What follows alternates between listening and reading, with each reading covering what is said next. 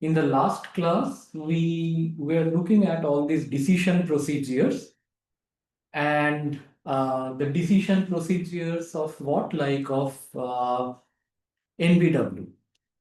So we looked at non-emptiness, we looked at universality, we looked at containment, and we also looked at the decision procedures, essentially the complexity of these decision procedures for the case of DBW as well.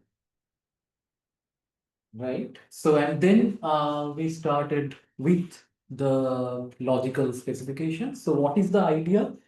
So, the idea is the following. So, if you have a logical formula, so you can consider that there are a set of words which will be satisfying that formula. Okay. So, the formula in that case, it will define a set of words. Right? The formula will define a set of words.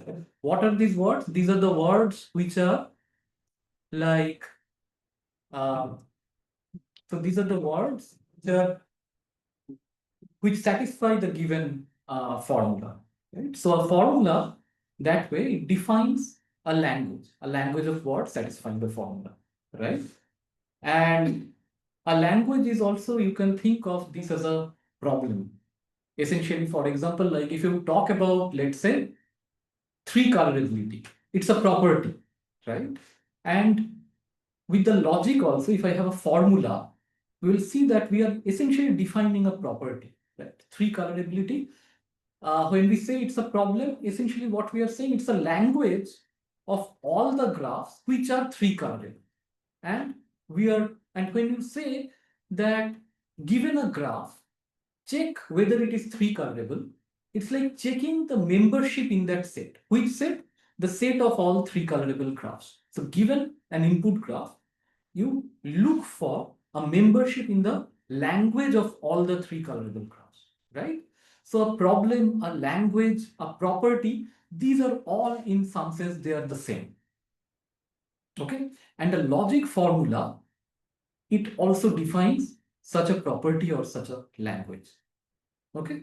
So this is what let's just keep in mind, and let's try to. So the idea of this logical specification is that we are trying to capture precisely the set of omega regular languages.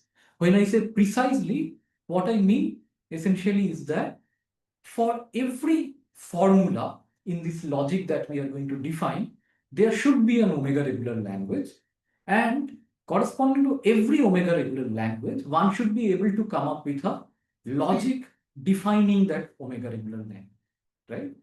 It's that the set of words in that omega regular language will will exactly be the set of words which will satisfy some formula in this logic. So that's the idea, right? So we are now going to develop that logic. We are going to define that logic, see how that logic should look like, right? So this is the part.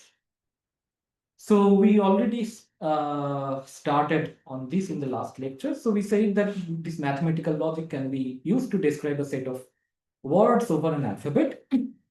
Now, suppose as an example, we say we have a formula to express that the second letter in the word is a B, right? And then you can say that some of some such words which are there in this language is, let's say, AB, A omega, ABB, AB whole omega, but BA, A omega is not in the language. It does not satisfy this property, right? That the second letter in the word is a B.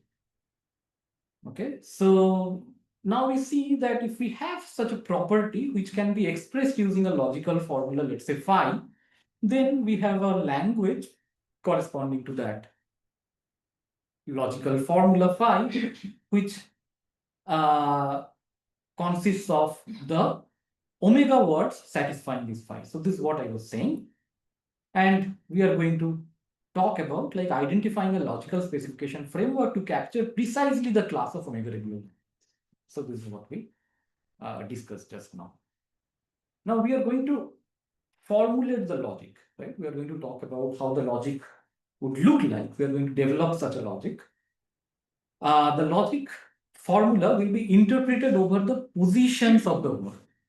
Okay, the formula is going to be interpreted over the positions of the words. So you have, for example, a given word, you have the positions will start from 1, 2, 3, 4, etc. Right? There are infinitely many such, countably many such positions. And in the logic, we are going to use variables. Variables. So when I'm writing X, Y, Z, I'm going to, so these are variables in small case, small letter variables, okay, which will denote a single position. Like the variable X will denote a single position, right? Position 1, 2, 3, 4. It's a natural number, as I said. And then in a logic, you also have predicates, right? When you talk about, let's say, first order logic.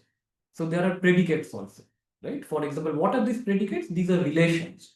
So you say that there is a relation R. If it's a binary relation, it will have X comma Y, R X comma Y. That X is R related to Y. X and Y are related through this relation R. Okay? So we are going to have such predicates. For example, we'll have a unary predicate, PA of X. Okay, what does it mean? It means that the letter at position X is an A. Okay, so this is what, and then we are going to have such unary predicates for all A in sigma. We also discussed in the last lecture that we are going to have a binary predicate which is of the form X less than Y. So the idea is that the position which is interpreted by X, so the position which corresponds to X, right? X is a variable, it will correspond to some position in the word.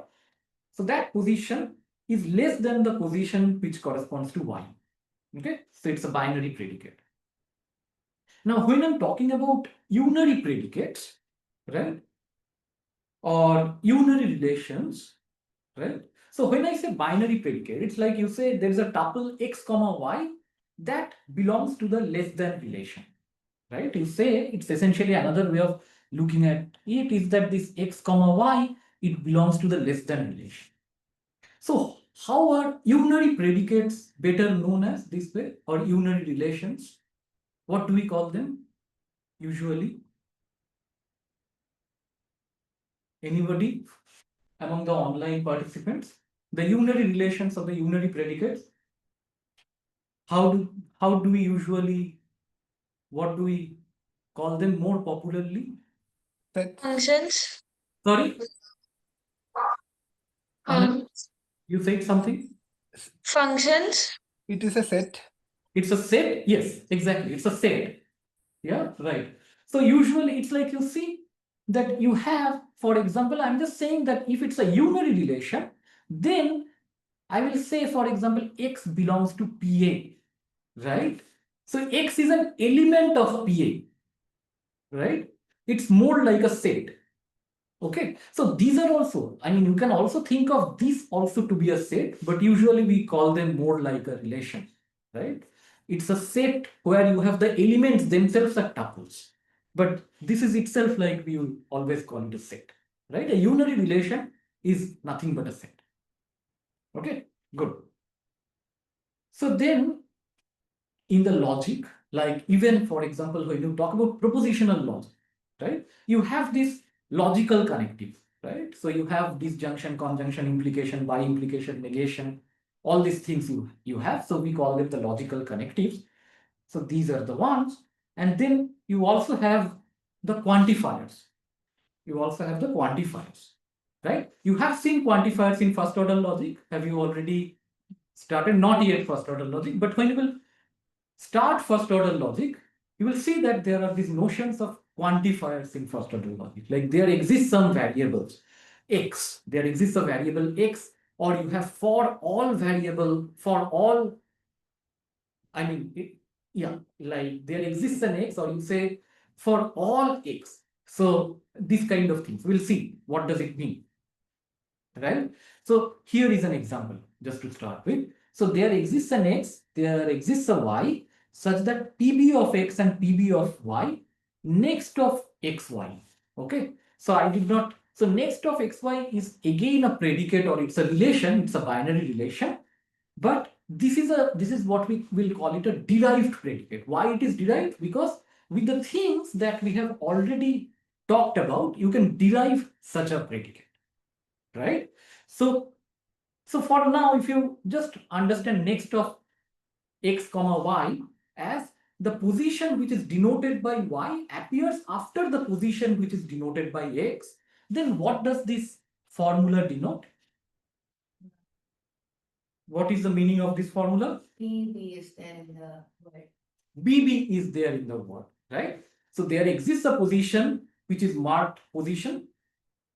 We are calling it with the variable x. There exists another position again. We are calling it, denoting it with the variable y. And we are saying that in that position, the letter is B and y appears after x, correct? So there is a consecutive BB that should this, right? So BB should appear in the word. So this is what it means. And next xy you can just define in this way that x is less than y, and it is not the case that there exists z such that x less than z and z less than y. Okay, so we did all this. I'm just repeating because yeah, like couple of you were not there, and so then we also talked about suppose I'm considering such a language 0 1 star 1 omega. Okay, so how would you define a formula to capture precisely this language, right? So what we will say is that there exists an x.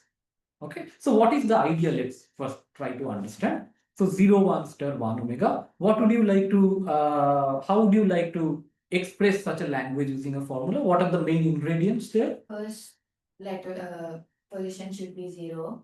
And Yeah, then after 0 there should be 1, after 1 there should be 0 till a point right. after which there is only. After which there is. So the till a point after which there should only be 1. So That should also be a 1. that should, yeah, that we are also considering, yeah, as a 1, correct, that should also be a 1. So that I am using this x here to capture that. Okay, now I am saying that there exists an x which is different from this x, right? There exists an x. So you see the scope of this x is here only in this part. The scope of this x is in the remaining part, like this. Okay, so this part says exactly what you said, that the first position has to be a 0. So first of x and p0 of x. And the next part says that there exists an x which is like this x, such that below the, I mean, sorry, before this, you have, if for every 0, before this, every 0 should be followed by a 1, and every 1 should be followed by a 0. And after this, you only have 1s, and this position is also a 1. This is what this says, right? So there exists an x. So this position is a 1, p1 of x, for all y such that x is less than y. So this means y greater than x. You have p1 of y. So this is like this part. For all y which is greater, you have p1 of y. And for all y such that y is less than x, right? So all those things which are appearing before the x and p1 of y. So for all those positions where that are appearing before and they have a 1, it implies that there exists a z, right? Such that p0 of z and next of yz. So it is immediately followed by a 0. And for all y such that y is less than x and p0 of y, so that means it's less, but it's marked with a 0, correct? So if it's a 0, then the immediately the successor to that y is a z which is marked with a 1. Clear? So this is what, as you said, like essentially your ingredients, and then we are just writing those formally using a logical formula. Why do we use logical formula instead of natural languages? Because natural language may have ambiguity in it. I mean, sometimes it's difficult to parse it. Whereas if you write a language like this in a logic, I mean, a logical formula is nothing but a language. Okay. When you are writing it in this form, then it is unambiguous. It's very clear. You can clearly parse it. That's the purpose of using a logical specification, right? You can feed it also in a machine, for example, which can parse it and it can understand what it means, right? Good. And first x here is again a derived formula, which will say that it's not the case that there exists a y such that y less than x. Okay. So now we Yes. started with this. So Now, I have a question here. yes, Yeah. So in this language L 0 1 star 1 omega. So the language also contains just one omega, right? the language uh, Also contains also just one omega. 1 omega, you were right. So thanks for Yeah. pointing this out. Yeah. It will be, I mean, yeah, I mean, to be very precise, I should have done exactly another disjunction here, right? Which should have Yes. Yeah. captured that part. You are right. So thanks Yes. for Yeah. pointing this out. So right now it is what it is doing is indeed not 0 1 star, but 0 1 plus 1 omega in some sense. You are right. Because when I'm saying that there exists an x first of x and p0 of w, that means that there indeed exists some 0 1. So to capture 0 1 star 1 omega, you are right, Shantan. Like we should also just with a disjunction, we should also capture only the part with 1 omega, right? So I think you can do that. But yeah, right? Yes. Yeah. Hmm? So how will you do that? It's just simple, like for all x, p1 of x. Okay. So that's Yes. it. Right? Okay, thanks. Yeah, indeed, you are right. Okay, so now consider another language, which is suppose instead of we just made a small change here, right? Like 0 1 star 1 omega, we just made it 0 0 star 1, right? What about this one? Can you try to capture this using this logic? Most probably not. Why? So what will break here? Like if we just try to do this, like there is a zero before that, there is a zero, and after that there is a zero. Which zero are we talking about? There can be odd or even number. There can be odd or even, like right. I mean, it's we cannot really capture how many such. So there we are here we are talking about even number of zeros, right? And this even thing, like just by saying that there is a zero before, there is a zero after, we cannot really capture this thing, right? So in general, like this is something without proof you can for now just make a note of it, is that first order logic cannot count. Like here we are talking about counting in some sense. Like you are doing like odd, even like this. First order logic is not capable of counting, right? So we need something more in order to do that. So, uh, so what is the problem here? The problem is that we are using these variables in a formula, right? We are using these variables x, y, z, this single like this small letter variables, and these variables, like every variable, can capture a single position, right? X will correspond to one position, Y will correspond to one position, Z will correspond to one position, like this, right? And somehow we want to capture like these zeros at possibly all these even positions. If we somehow we could have captured that, then we could have written a formula. But there are unboundedly many such even positions, unboundedly many, right? Though the total number of zeros is finite only, but there are unboundedly many such even positions, right? There is no bound. Like you cannot say this part is of length at most 10. If you could have done that, then you could have used 10 variables or something like that, right? But since it is unbounded and a first order logic formula is a finite formula, right? You should have a finite formula. You cannot capture unboundedly many such positions using such a finite formula, right? So we need something more. So what do we need? We are going to use variables which will capture sets of positions, okay, which will capture sets of positions. So that's the idea. So we are going to enrich our language. When I say language, I mean the language of the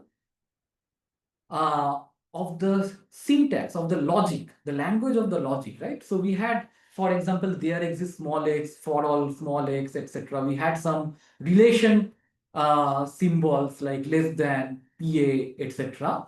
So what I'm saying is that we are going to, so this is what I'm calling the language, like the syntax of the logic.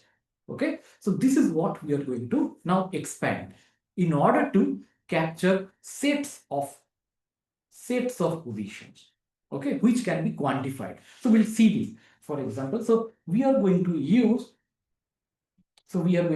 enrich the,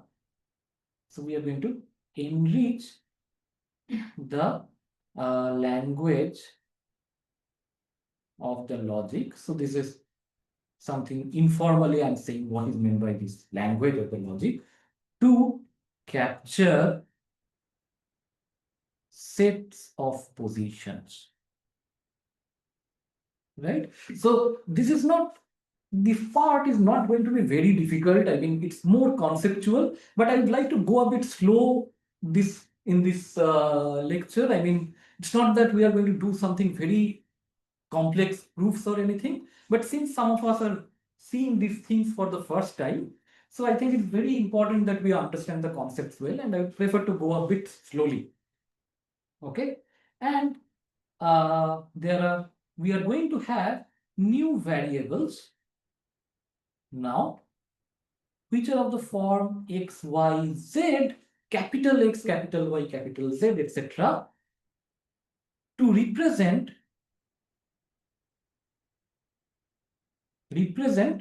sets of positions, or rather, when I say just x, it's a x, capital X denotes a set of positions. Okay, so that's the thing. So now, let's say Uh, if I, that particular example itself, can't we write as without set of positions?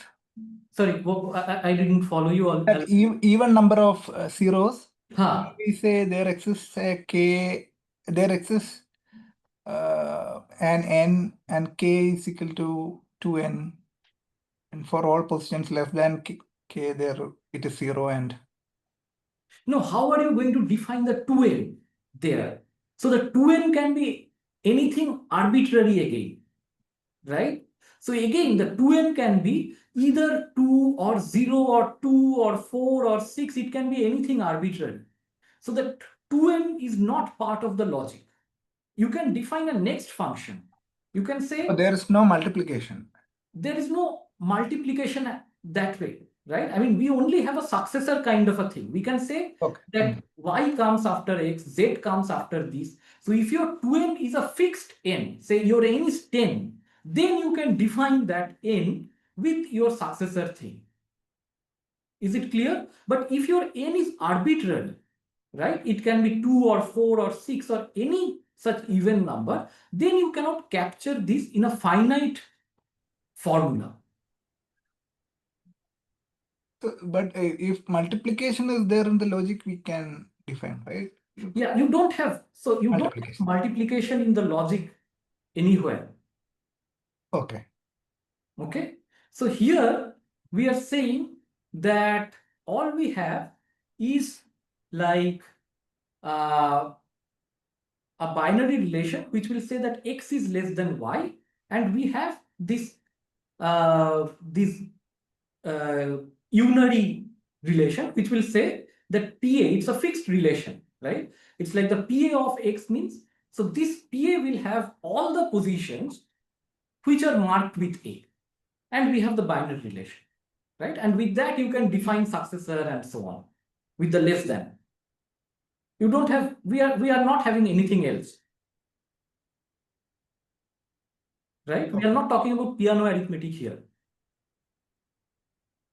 Okay. Is it okay? I'll think on it a bit and come back. Okay. So now if I consider this language, so let's say L equal to 0, 0 star 1 omega. Okay, so how can we capture this using a logic? So now as I said, you have these variables, capital X, capital Y, capital Z, and you can also have quantifications here. So you can have, there exists a set capital X, or for all sets capital Y. Okay. Now, if I give you this power in addition, then how can I capture 0, 0 star 1? We could be like for every element in X, the next of that position is in Y. And for every element in Y, the next of that position is in X. So then we could kind of consider like X as the odd position. X is the first position, we say. Then we could be like X is gonna be the odd positions, Y is gonna be the even positions. So till a point, these are 0, and after that it's Yeah, very good. So this is what. So you understood what she said. So what essentially she's saying is that now you can have two variables of this form, right? Two such set variables. One will denote the set of odd positions, and the other will denote the set of even positions. And then you say that if there is some small x, right, which is in the set of odd positions, then the successor, the next of that, will be in the even, and vice versa. Okay, and the first one is in the set of odd positions. Now, just a small remark here, that you may not need two such variables. Like there exists some capital X, there exists some capital Y. You may not need this. Why? successor of successor is in X. Well, then you are not really talking about the one which is immediately there. I mean, it can also go to that set again. But what you can say, X is gonna have elements such that if X is there, successor of X is gonna be in that set. yeah, but then the Then successor of, yeah, Everything, the successor is kind of Y, so we don't need to define Y again. no, but when you are just defining this, that thing which is in the middle, which is just the successor of X, it can still be there because you are not saying about that. Next of X is not in X. Exactly. So you just have to add that if X is in, small x is in capital X, then next of X is not in capital X. Okay, right? So that's the thing. And there is one thing I would just like to add here, which is that, like, often suppose there is a binary relation, right? We would like write it in this form, R of xy. What does it mean? That the xy tuple belongs to this binary relation, capital R, right? We are writing, for example, x less than y. It's also the same as less than x comma y, right? Similarly, if I have a set capital X, and if I have a position, a variable, right, a position x belonging to capital X, how can I write it? The other form, using parenthesis, I can just write it x of x. Okay, it's the same thing. Like, just we write the relation R of xy. I can also write for a set x of x. It's the same thing. Okay, good. So now I'll just try to write what you said for this language, the formula corresponding to this language. So I'll say there exists a capital X. Okay, so this capital X, I am using it for the set of even positions. But you could have as well written a formula where capital X denotes the set of odd positions, right? Okay, so I'm using it as the set of even positions. And again, like I mean, just like Shantan, what you were saying, that I'm going to define it precisely for 0, 0 plus 1 omega, and for the 0, 0 star, you can again like add that everything should be 1. Okay, good. So now I'll say there exists a capital X, there exists a small x, right, such that first of small x, and it is not the case that capital X of small x, right? So small x does not belong to capital X, because I'm interpreting the capital X as the set of even positions, right? Okay, and there exists y such that x of y and for all x less than equal to y. So we don't have x less than equal to y, but x less than equal to y, you can simply, yeah, x less than y or x equal to y, right? So often you will see that when we are defining a logic, a syntax of a logic, the equality is not specified explicitly, but you can always think of that the equality is there. It's just there. I mean, it comes for free in something. Okay, even if it is not written. Right.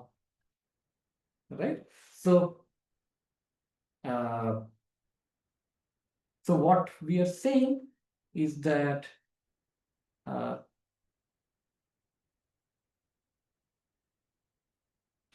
okay, so right, so this y is essentially that last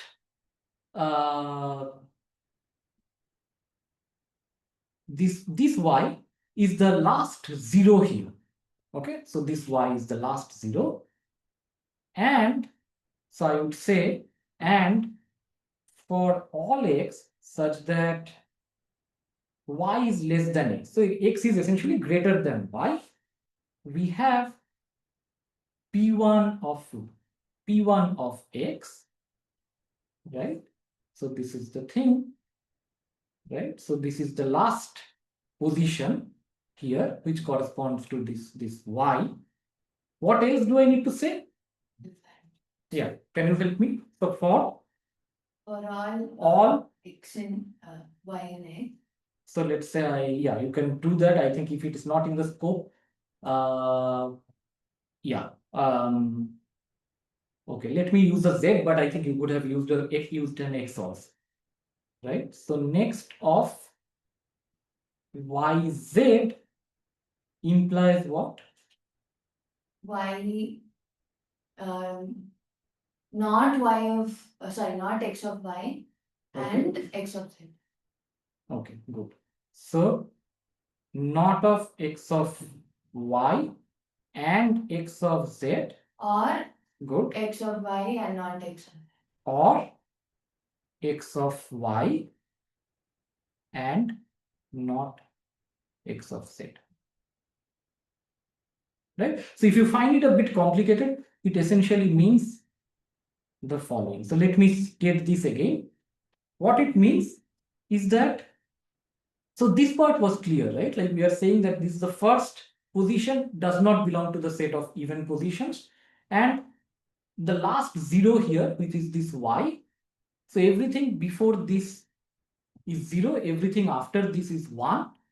And if there are two positions y and z such that they are consecutive, then if one of them is in the, if y is in the even set, then z, which is the next of y, the next position, it cannot be there in the even set, right?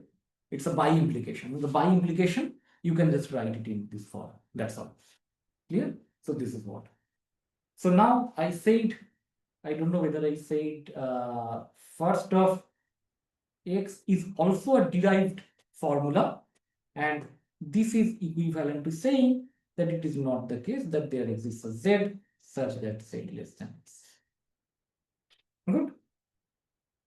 Good. So now let's look at the syntax of the logic. So we have we can use capital X as a predicate as well, like a unary predicate, and as a variable. The capital X, I am using this as a variable. It's a variable which denotes a set of positions. Like small x is a variable which denotes a single position. Capital X denotes it's a variable which denotes a set of positions. Yeah, but in this formula, the syntax is like a unary predicate. That is also fine. The syntax is like a set is anyway a unary predicate. A set is anyway a unary predicate. So capital X of small y is essentially a syntax for. Capital X of small y, it essentially means capital. So for example, we were saying, so like, so R of xy, what does it mean? R of xy, it means, for example, like in the case of when we write relations, right, which is a binary predicate, it essentially means that x, y, this tuple belongs to the relation R. So that means x and y are related by the relation R. Sometimes we can also write it as x R y, right? For example, here we are writing x less than y. It's the same as writing less than with arguments x, y, right? And similarly, if you say x belonging to capital X, just like this, you can also write it as capital X in parenthesis small x. So when I write x with parenthesis y, it just means small y belongs to the set capital X. Okay. Okay. Yeah. Good. Any other question? Okay. Good. So now, after we have seen this, let's now look at the syntax of the logic that we have so far we are developing, right? So so this is how you write a logic usually. So you have the formula like phi psi, and it's of the form like you have a true, false, um, and you can essentially think of this like when I write a formula, you can think of this as a tree, right? So for example, if I write phi and psi, okay, and suppose there is a negation of phi and psi, or let's say chi, okay, so I can think of this as a tree which is of the form like there is an or, there is a chi here, and then there is a negation here, then there is a conjunction here, and then there is a phi and there is a psi, right? You can look at this as a tree, and it will be, we will see why this looking at a formula as a tree, how it will be useful. Okay, so in general, whenever you are going to talk about some structures in general, like you are going to talk about proving something about a structure, it's a bit of a detour. Like we often prove things using something, using induction, right? We prove something inductively, right? What do we say? That, oh, it's true for the base case, let's say some n equal to 0 or for some n equal to 1. Then you say, this is true for some n equal to I minus 1. Then you prove it for n equal to I, right?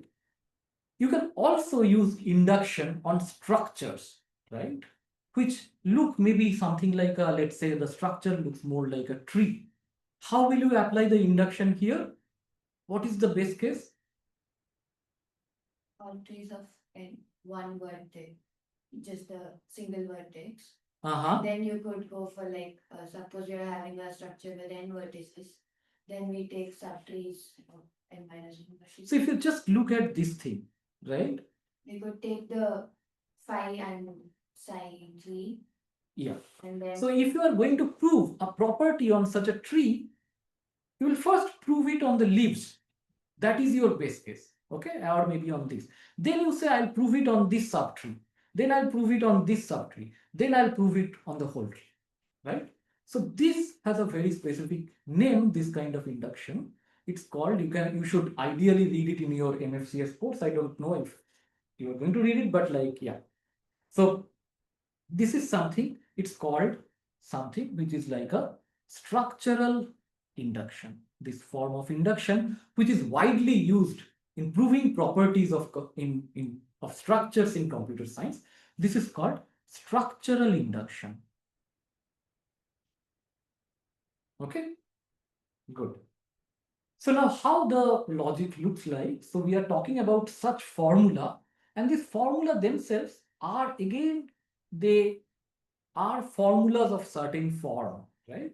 So what is the form? It can be true or false. It can be negation of a formula. It can be conjunction or disjunction, implication by implication, etc. But it's like some of these, for example, the implication by implication, you can also derive using, let's say, disjunction and negation and so on and so forth, right? So yeah, I mean, I'm just writing these things, but they can also be derived using, let's say, negation, disjunction, right? So for example, when you are studying propositional logic, you may see something called the functionally complete and things like that. So what all sets of formulas or what all sets of logical connectives are sufficient, right, to express every possible formula in that propositional logic, right? You may not need all the logical connectives. There may be a subset of them which should suffice, right? So, yeah. So I'm not writing here the smallest such set of logical connectives, but in general, like all these are fine to have. And then, as I said, equality comes for free. Even if it is not stated explicitly in a logic, if you might see that even if I don't write this thing, you can always assume that the equality exists. Then I have a PA of x, I have an x less than y, we saw. Then we have this quantification on the small later variables. So these are also called first order variables. First order variables that denote the single position in the word. It's a single position, right? First order variables. And these are called, here also you have quantifications on the capital X, that is the set of positions, and these are second order variables. Capital X called the second order variables. Now, what is a second order logic? What is a second order logic? A second order logic is one which allows quantification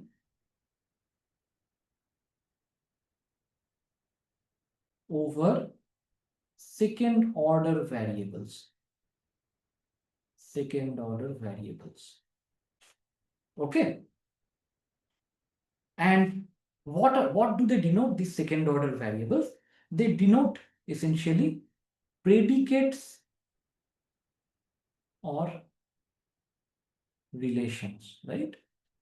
So you are allowing quantifications over the predicates. So there exists a relation R. For all relations R. This kind of things you are allowing in second order logic. Okay. Whereas if you talk about first order logic, then you are talking about like there exists a position. At least in the case of words, there exists a position. If you talk about, let's say, graphs, and if you are describing a logic on graphs, you may say there exists a vertex. Okay. If you talk about second order, then you can talk about like there exists a relation, or there may be a set of vertices. Like a set is also a unary relation, right? We saw that. So here we are talking about quantification over such set variables or some relation values. So quantifications over relations of sets, right? So that is what is second order logic. Now, what is monadic second order logic? So monadic second order logic, you can also think of something like an existential second order logic. Okay, there is, you can say existential second order logic where you don't have this thing. This is not allowed. So the second order variables can only be existentially quantified. So that is called ESO. ESO. Okay. So just it's a bit of a detour. It's called existential second order logic. Existential second order logic. And I said, for example, like again, it's a bit of a detour. I'm just adding this as a remark that there's a very celebrated theorem. There's a celebrated theorem which is called the Fagin's theorem. Okay, it's not really related to our what we are studying, but it's good to know. It's a 300 level course, so sometimes it's good to sort of know a bit of these things, which says that, so what did I say? A logic. So you have a formula. A formula captures a language. A language is like a problem, right? And if you consider the set of all such logical formulas, right? So of all such logical formulas, they are defining a set of such problems, like a class of problems, right? So a given logic kind of corresponds to a class of problems, right?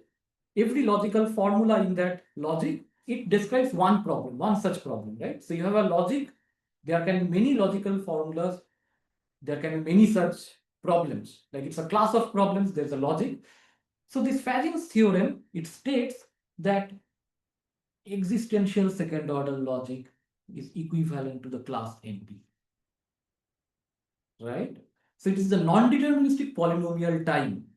What is non-deterministic polynomial time? It's like, again, you say that this is like a problem which can be solved by a non-deterministic Turing machine that runs in polynomial time, right? So this existential second order logic, it exactly captures the class of class N. Okay, so this is a bit of a detour, but now you see that how nice it is when you describe this using a logic, because a logic does not go through the details of a machine. Like, you don't have to say, oh, you have a head, the head moves to the left, head moves to the right, you change the position, right on the tape, you need so many, like you have to define your transition relations in the machine and so on. You just describe the thing. Like, you have the problem, you just describe the thing using a natural language, you have a syntax, you are just describing using a formal language. And that's what is the beauty of the logic. It gives you a very simple way of looking at the problem, and as long as you restrict yourself to this set of logical formulas, you can say, well, if I can describe my problem using this logic, I know that this problem is inane, right? If I ask you this question, for example, like, is the class NP closed under disjunction or closed under conjunction, what will be your answer? It's yes, because you have this disjunction and the conjunction here, right? It's sort of easy to see this here, right? Uh, right. Uh, no, sir, I made a mistake here. There is one thing, what so sorry, if I ask you, for example, just the second order logic, whether it is closed under disjunction or conjunction, it's true that you have like the conjunction or the disjunction, right? Here, if you talk about the existential second order logic and the class NP, sorry, I I ask you, I ask for disjunction and conjunction. This is fine. This is fine, but not under complementation, because There exists becomes for. because the there exists becomes for all. So in the second order existential second order logic, I'm not allowing for all. Okay, so sorry for the confusion. So what I said, that if I ask you that is the class NP closed under disjunction or conjunction, this is indeed true, right? And it is very simple to see from this formulation, because you just have a disjunction conjunction here. Okay, but it's not closed under complementation, because this existential second order logic only allows this existential quantifier, not the for all quantifier, right? So you can kind of get an idea that it may not be closed, right? We don't know actually whether NP is the same as co-NP, but like, yeah, I mean, so that's one thing. Okay, so this is sort of a detour. Now I'm going to talk about monadic second order logic. What is monadic second order logic? It allows quantification over, so it allows quantification. So it's again a restriction of second order logic. It allows quantification over monadic predicates or relations. Clear? It allows quantifications over monadic predicates or relations, which are nothing but what? How do we know them? Usually call them, which are nothing but sets.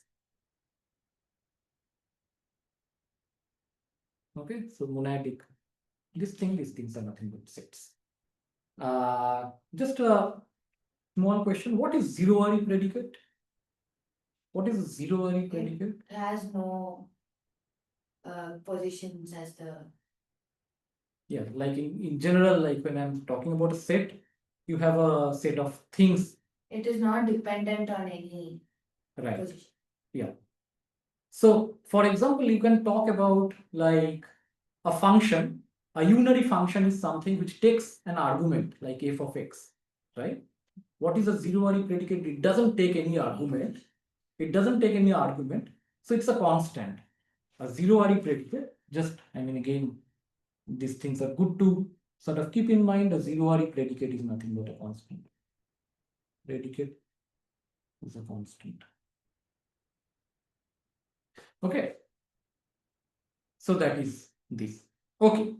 So now we have defined the logic. We have defined the logic. We have defined some formula, right? So suppose now you forget your words, you forget your positions. We are just looking purely at the logic. So what does the logic have? The logic has some symbols, like it has some predicate symbols, etc. And some formulas. We are building the formulas using these connectives and so on, right? And quantifiers, etc. So the logic essentially just looks like this. So if I give you a formula, then you have to interpret the formula over something.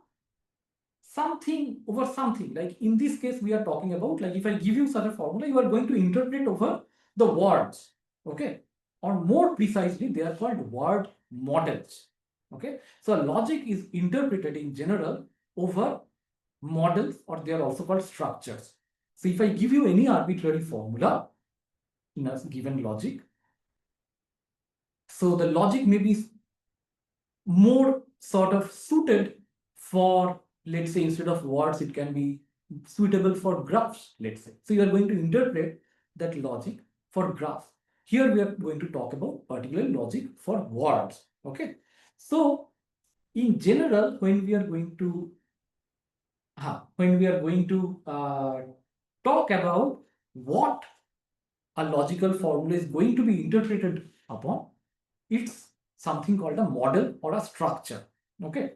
So I'm going to talk about that, but before that there was again a small detour. So can you define the set of three colorable graphs? So just think about this, okay? So I'm not going to do it here. So just think about this.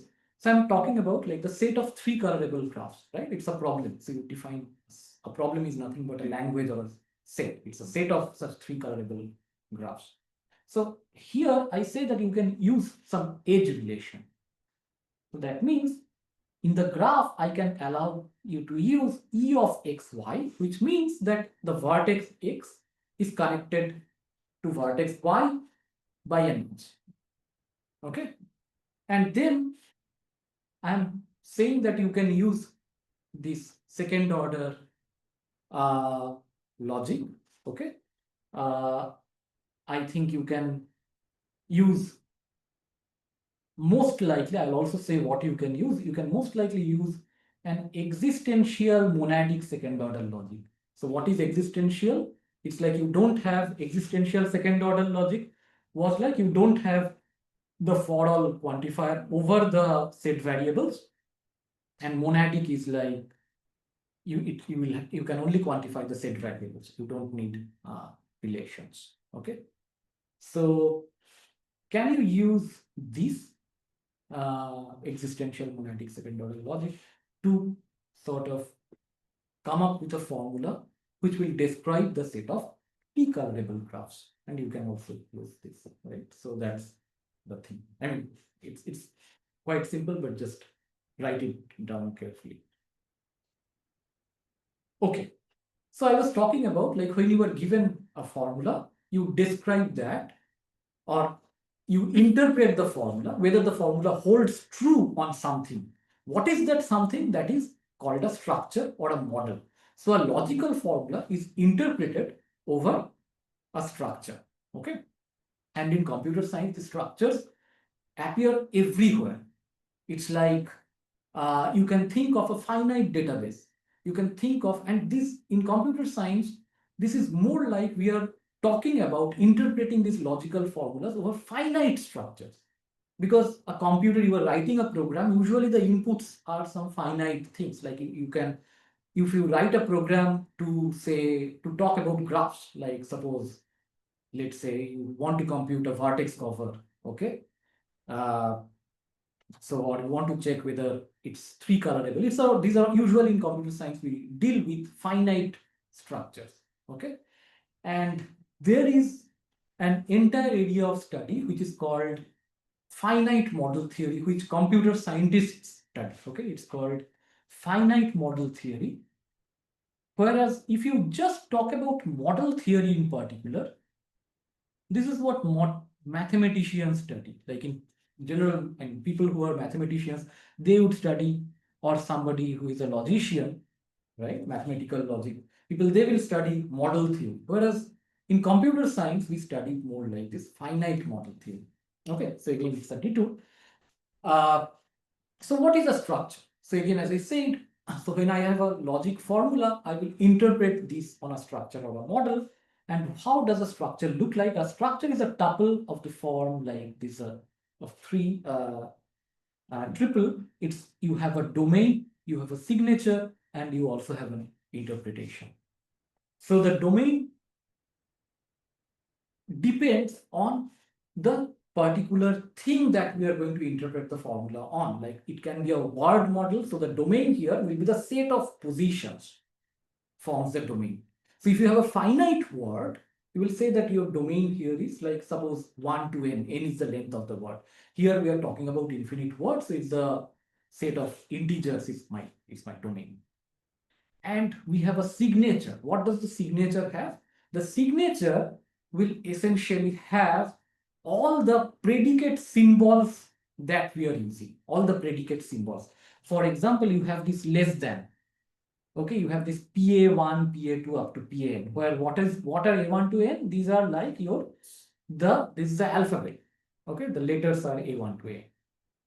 Okay, and this is the word model. So and I also have something called I, which is like, it's called the interpretation. So what does interpretation means? It's like, if I just look at this PA1, right? It's just a symbol. It's just a symbol, like it's just a symbol. The interpretation adds meaning to that symbol. If I just tell you this less than, it's just a symbol. If I don't tell you what does the less than mean, right? I don't know what to do with that less than. But the interpretation, the idea of the interpretation is that you give a meaning to this symbol. So for example, this less than, sorry. Yeah. For example, this less than, it's a natural ordering of the positions in the set of positions of this omega word W. Okay, for example, 3, 4 belongs to this less than relation, right? So this interpretation gives you the meaning to this predicate symbols. Okay, and then the definition of PA omega is PAW here is for each A, it's the set of those positions such that the letter there is A. Okay, so W here I just defined as B1, B2, etc. It's the sequence of letters, and that's why I'm saying that Bj equal to A. So the set of positions is, right, it's a J, the set of such positions. Clear? Okay. Yeah. So yes. One question here. So why is the notation written as less than W, then P1, BW? So is it dependent on the word? It's dependent on the word. Exactly. I see. The I see. word, Okay. because you have these positions like 1, 2, 3, 4. It's of course, so the less than is of course kind of, it's always fixed because we are Yes. talking about this infinite set of positions, and it has a very natural meaning, like 1 is always less than 2, 2 less than 3. So for every Right. infinite word W, this less than W is going to be the same relation. And particularly this PA1W, PA2W, this is dependent on the word W, right? Because depending on the word W, you know where the letters A1, A2, A2, they occur. Okay. So For then the domain, the set of all words of A, comma B, that is a domain, is it? Or no, the domain given the word W, the domain is the set of positions. So A is the set of positions. So it's like the set of 1, 2, 3, 4, etc. It's the set of all natural numbers, right? I mean, here again, like since we are talking about infinite words, the domain is the same across all infinite words. But if I give you, if instead of this, if I had talked about finite words, let's say I'm developing a logic for finite words. In that case, the domain will be 1 to n, where n is the length of that finite word. So the domain is essentially we have all these variables, right? Like we are talking about these variables X, capital X, right? So what is X or capital X that is interpreted upon? Like you are talking about, like X is a position, capital X is a set of positions. So those are my domains. Like if you consider a given graph, the domain can be the set of vertices, for example. And it is domain is defined only once we fix that particular graph for that particular work. Exactly. Yes. Okay. Okay. Okay. So Yes. so is less than W even required? Matlab, is because less Right. than is like it will be same for every word, right? Exactly. So That's what I said, that it's like, I mean, you can say that, so the structure is defined on the word. So you are given a word, from that word I am defining the structure. Okay. So that's why I'm saying that I have all these things with respect to the given word W. But you are right that this less than W is going to be the same for every W. Okay. But why I am doing it like this? Because it's like I am given this word and I am defining the word model in this form, given the word, on which I am going to interpret a formula. I'm going to interpret a formula on a given word. Okay. And the Achha. word, with some such embellishments, I'm getting a word model. Hmm. Hmm. Okay. Okay. Okay. So Okay. it's like that I have the word. I mean, essentially, when I look at this, uh, I mean, intuitively, I just have the word. But when I'm talking about it a bit more formally, I'm saying that I have the logic, I have the formula in a given logic, and I'm going to interpret the logic, right? I'm going to see if the formula in that logic is satisfied by something. What is that something? It's a structure. So for that specific word, I am writing that structure or the model in this way. And I write the model using W inside the angular bracket. So I'm not, so the word is like this, but the structure corresponding to the word W is like within the angular bracket. So it's just like stating things a bit more formally. Yeah. Okay. Okay. Yeah. Yeah. Okay. So now, when we are going to interpret a formula, right? A formula can have something called the free and the bound variables. So have you, okay. So what is a free variable? A free variable is one which is not quantified by a quantifier.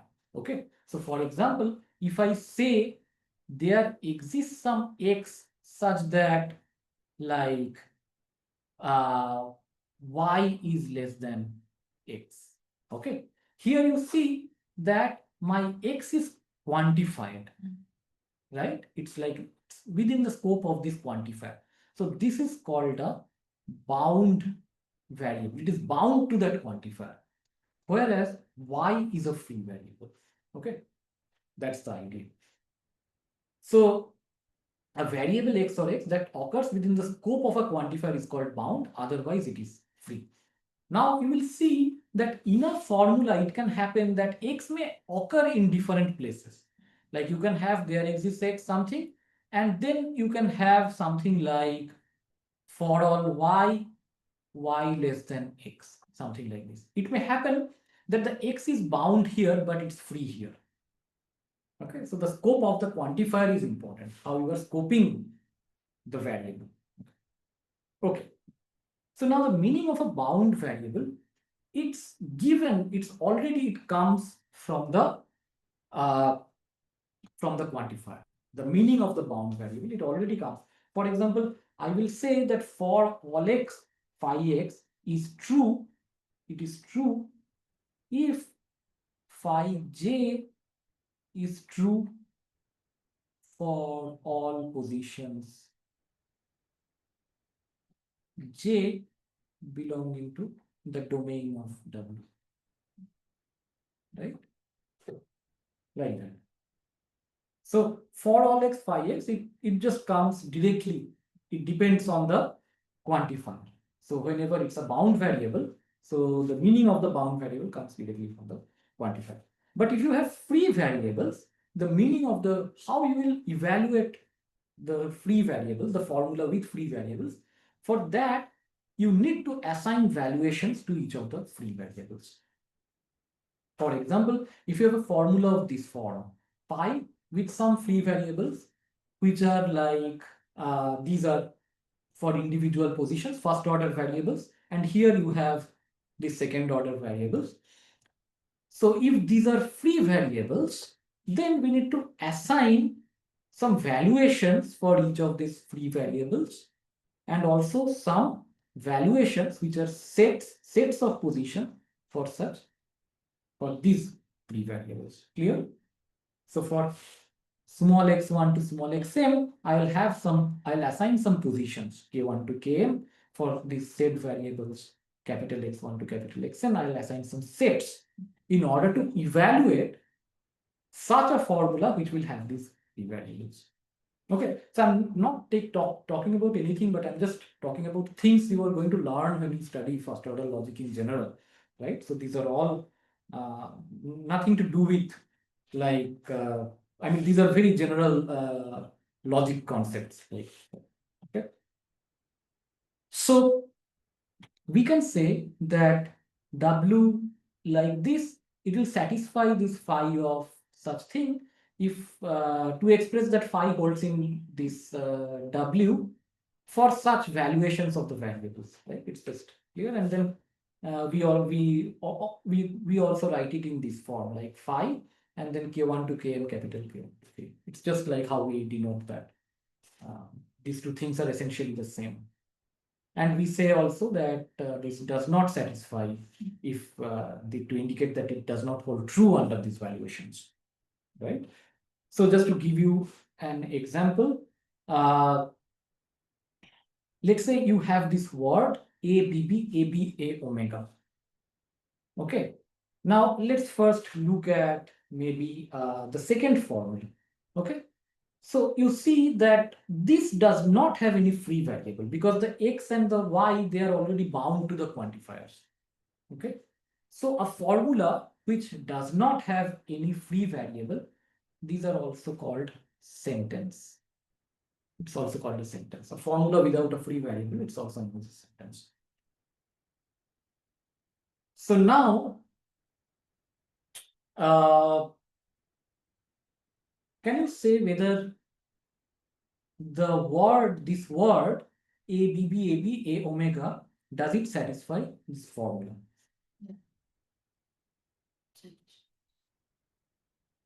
Okay. Why does it satisfy? Because of the A omega. Because of the A omega, right? It all says that there exists a y such that PA of x and PA of y and then next of xy. So there exists such a consecutive pair of A's. Now for this, I have to give you some values of x1, x2 and capital X1, right? So let's say if I give you something like this,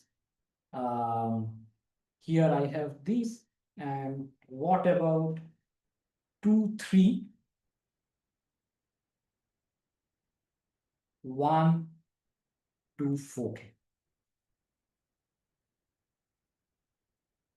right? So what is this? Like x1 assumes the value 2, x2 assumes the value 3, capital X1 assumes the value 1, 2, 4. Does it satisfy? For this formula, so what does this formula say? You have x1, x2, which are marked by B. For all the y's which appear in between x and y, they are all marked by, and the ones which are there, all the y's which are there in the set x1 and they appear in between x1 and x2, they are all marked by B. Right? So, is it true? Is it true? Yeah, because there's gonna be nothing in between. Okay. So you are right. So first of all, this part is true. because at the second position and the third position, indeed you have B's here, PB of x1, PB of x2. For all the positions in between x1 and x2, so between positions 2 and 3, there is nothing there really, right? So it's vacuously true. This is vacuously true, right? Okay, so I'll say then this satisfies this. What about if I write now this 3, 6, 2, 4, 5, 6? Not true. Why? Because of 6.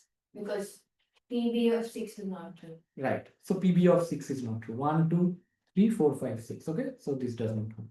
Okay. So clear. So I'm giving. Okay. So right. Okay. So now, so I already said what a sentence is. Essentially like a formula which doesn't have a free variable. It's called a sentence. And now one thing to mention is that sentences can directly be interpreted on word models. Uh, and like for a sentence phi,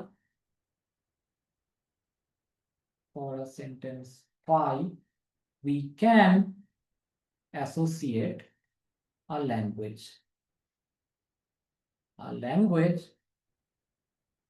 of words which is of the form L of phi equal to set of words W such that W satisfies. Okay, actually I should say W, the model satisfies. Clear? Okay, so just these things one should be a bit careful about when you are writing formula. It's a model which satisfies the formula, and it alpha is the set of the words. Now, what is MSO definable language? What is MSO definable language? So we defined this logic, right? We defined this logic, right? And we said that this is second order logic. When you restrict the X to only sets or unary predicates, this is a monadic second order logic. Okay.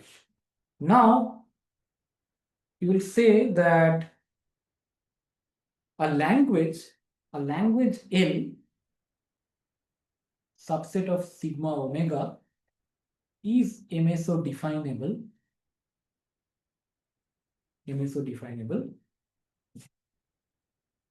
if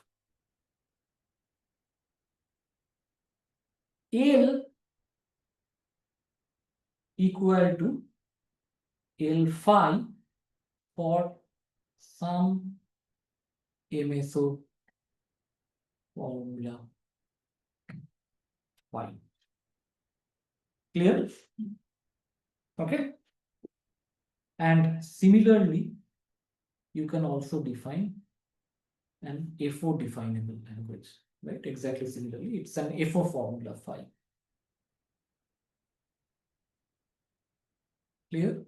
You can also similarly would have talked about ESO definable, like existential second order logic definable, let's say.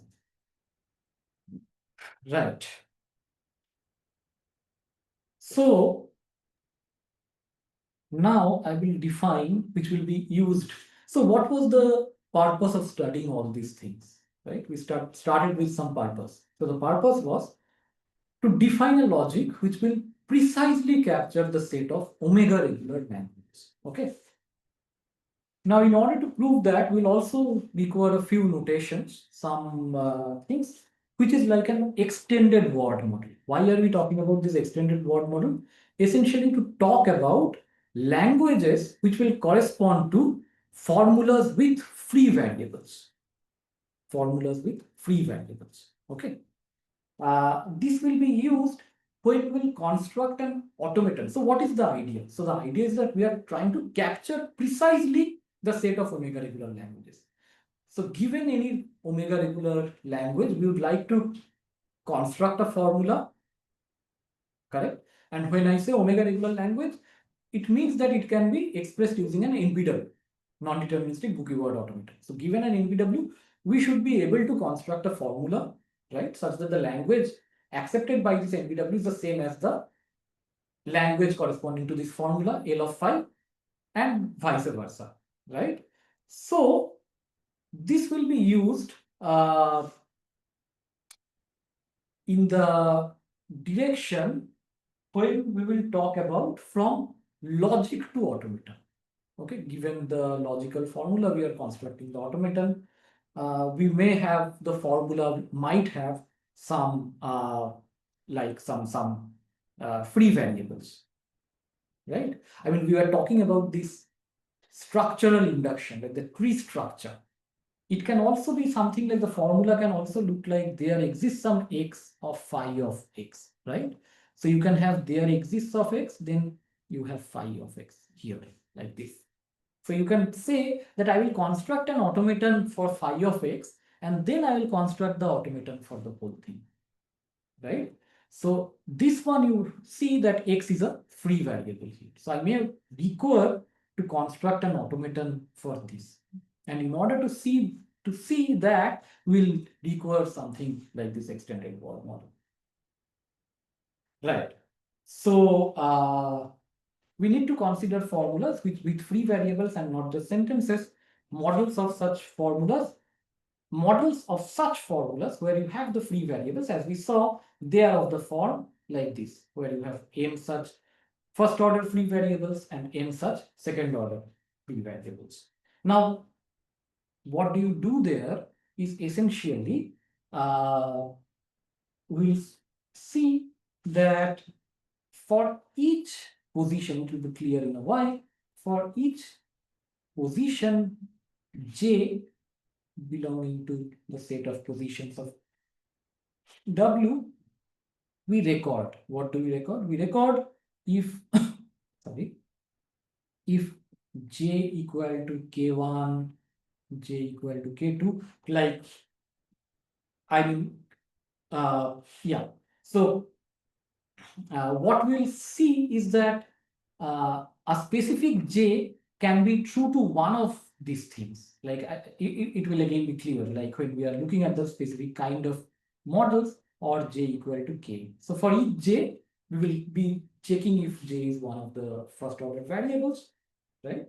Or we also check for the second order variables if j belongs to k1, j belongs to k2, etc. J belongs to kn. Okay, so this is what we'll check, and we'll see this again with an example. For each position small j, we get a bit vector of length m plus n.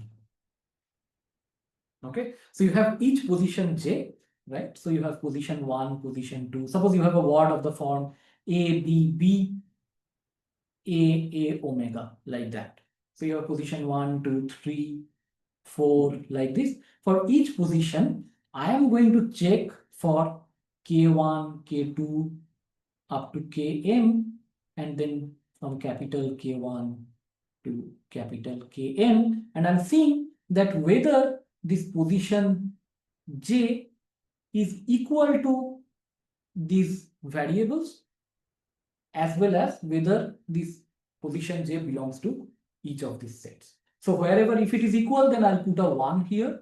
If it belongs to that set, let's say capital 1, I'll put a 1, otherwise I'll put a 0, like that. Okay, so that's the idea. And just a small thing to note, that when m equal to n equal to 0, then the model is the word itself. Is the word itself.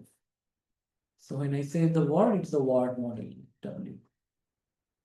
Okay, so let's see an example of what I was saying. So suppose W equal to ABB, ABA omega.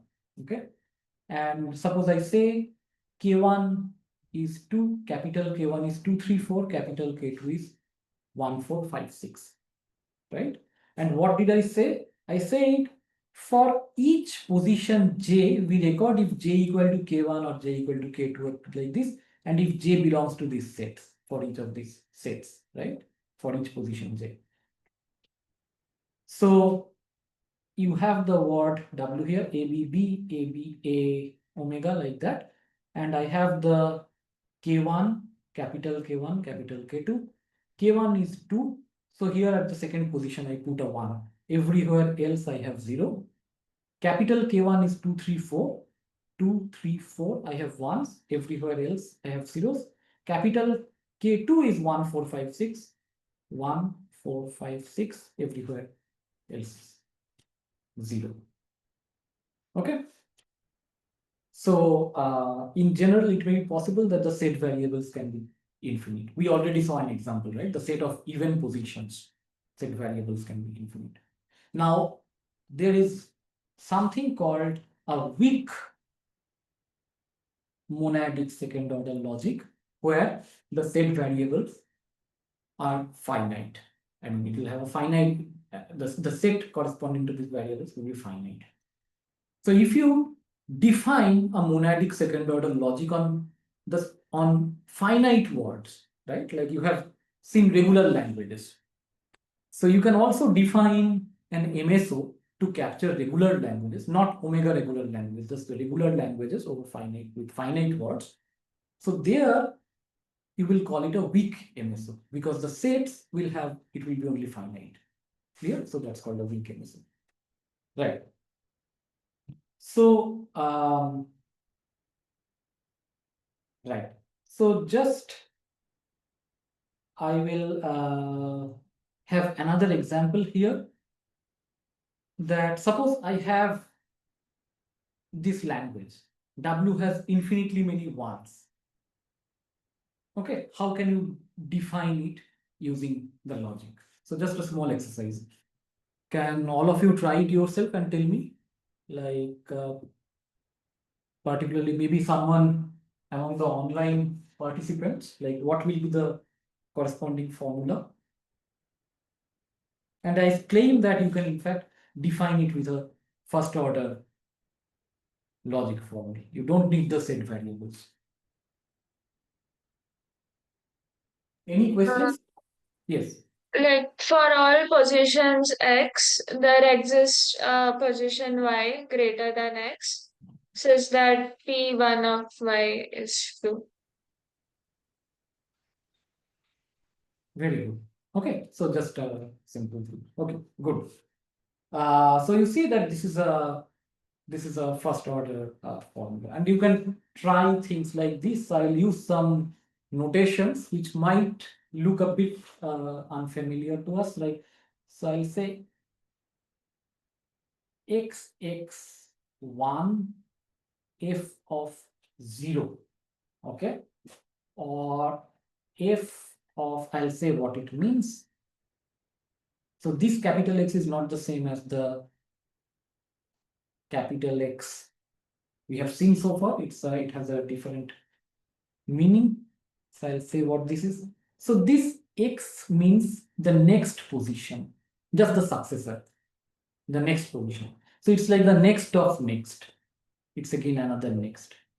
Okay, and yes, I mean much later in the course, like maybe after another 5-6 lectures, we will study also these logics where we will be using such symbols. So after 2 positions, you see a 1, and this if means eventually, that sometime in the future, I'm going to see a 0. Okay, sometime in the future I'm going to see a 0. Okay, and this one means eventually, and this is an implication. So if after 2 positions, if I see a 1, then from there, eventually, sometime later, I'll see a 0. This one says that eventually I'll see a 1, And when I say eventually, it may be starting from here. I mean, I was bit not so precise when I said sometime later. It means starting from there, it can be anytime in the future. So starting from now, anytime in the future, if I see a 1, then that means in the next position, I see something like a 0 until 1. What does the 0 until 1 mean? 0 until 1 means that I'll see a bunch of zeros, and when the zeros stops, I have to see a 1. I need to see a 1 for sure. Like it cannot be just the zeros continuing. I have to see a 1, right? So this is eventually, this is until. Okay. So, right. So all I'm saying is that like this is, I'm writing this in using some kind of some way, but then you should be able to write such formulas using the monadic second order logic that we saw, right? So that's the idea. You can just simple exercises, but just for you to try. So the above one would just be like eventually you see a 1 and then the second expression. Sorry, then the second means? It can be like recur over the expressions, or is it not like that? No, the eventually it's like It's just a one-time thing. it's just a one-time thing. That after 2 positions, you have to see a 1, and from there, somewhere you will see a 0. That's all. Okay? Yeah. So this is also one kind of logic which we will see later. And this is MSO. No, so sorry, what is the question? Is this expressible in MSO? Exactly. So that's what I'm saying, that so this particular syntax is not following MSO, but I'm saying that what I mean here, you can express this using MSO. What I mean here, you can express this using MSO, or maybe even first order logic. Okay, so that's the thing. You may not even need MSO, just first order logic should suffice. Okay, so what I'm saying is that these formulas, if you understand the meaning, then can you write these formulas using first order logic that we saw? Okay, so that's the thing. Okay, so now I am almost out of time, so I'll just stop with stating our main theorem, which we will be studying in the next lecture. But what is the main theorem? People call it Bushy's theorem, but it's also sometimes called Bushy-Elgott Trachtenbrot theorem, right? So if I'm not wrong, I think it was sometime like, so Bushy and Elgott, they were working on this. They were sort of like aware of each other's work. And Trachtenbrot, at that time, he was in Russia.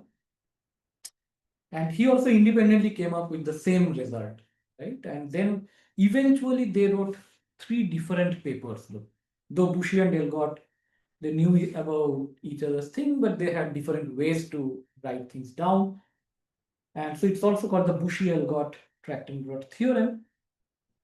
And so the theorem is like the following. It says exactly like what we were talking about, right? That precisely you are capturing the omega regular languages, right? A language is omega regular if and only if it is MSO defined, right? And this is remarkable in the sense that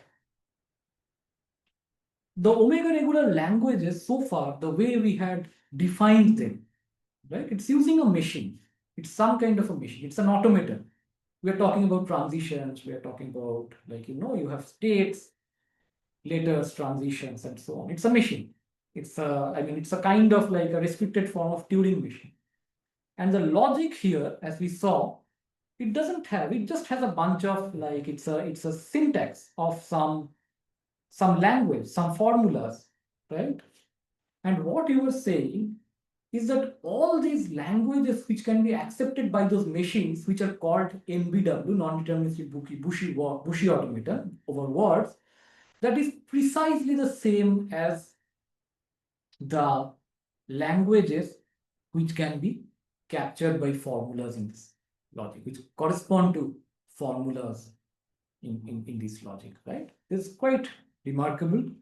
And like, and then there are similar kind of characterizations for different kinds of Turing machines also. Like as I gave you one example, like existential second order logic corresponds to non-deterministic uh, Turing machines, class of all problems which can be solved by a non-deterministic Turing machine in polynomial NP essentially, right?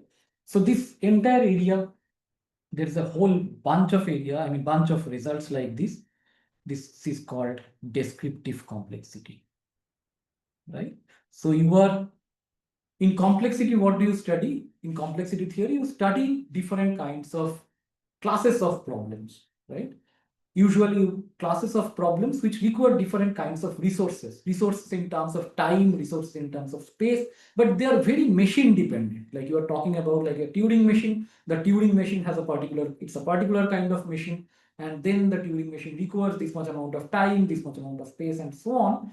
And this description is all about like a logical description to this problem. You are just defining the problem using some language, like a very natural language, sort of like, and you were just sort of using a syntax so that the meaning of that is not ambiguous. Okay, so you have a very machine readable format to define that logic. So it's a very natural kind of thing, does not go into the, like the details, the uh, sort of the intricacies of a specific machine. And then you say that, well, whatever you can describe using these languages of logic, they can also correspond to some of the machines that we are already aware of, right? Or they are with some specific resources and time complexity restrictions, right?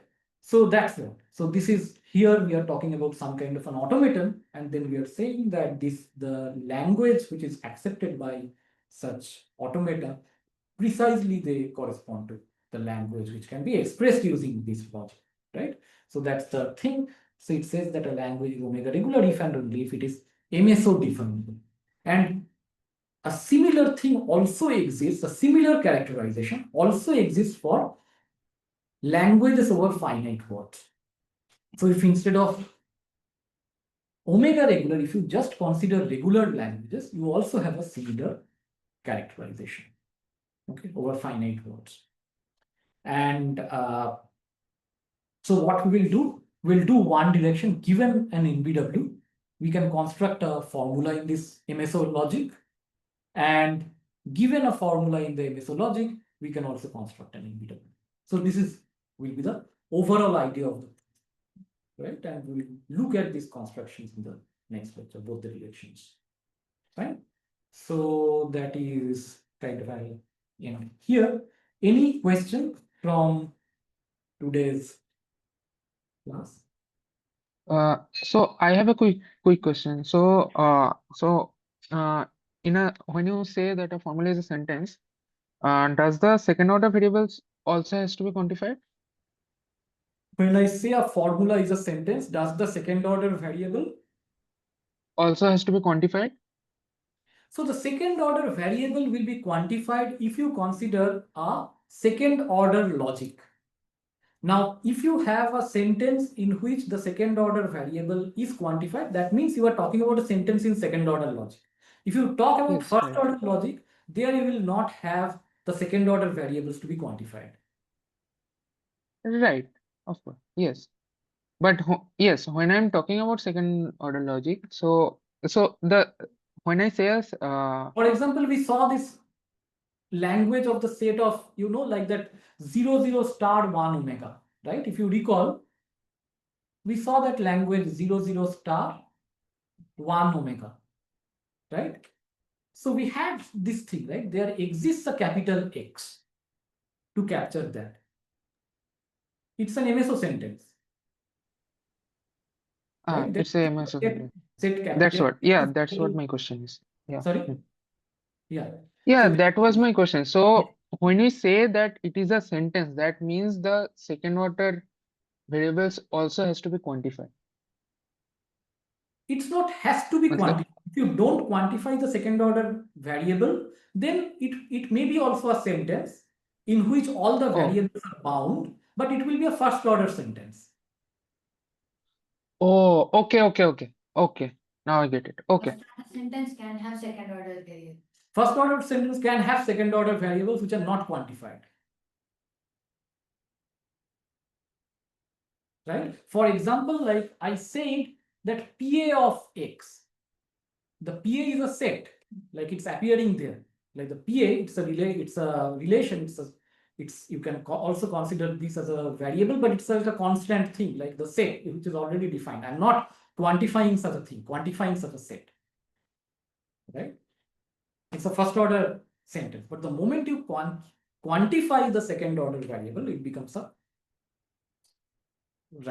second order formula sentence. Okay, a sentence is nothing but in which there doesn't exist any free variables. All the variables are bound. That's a sentence, right? And you can directly interpret over the word models. You don't need to assign some variable, some valuation for the free variables.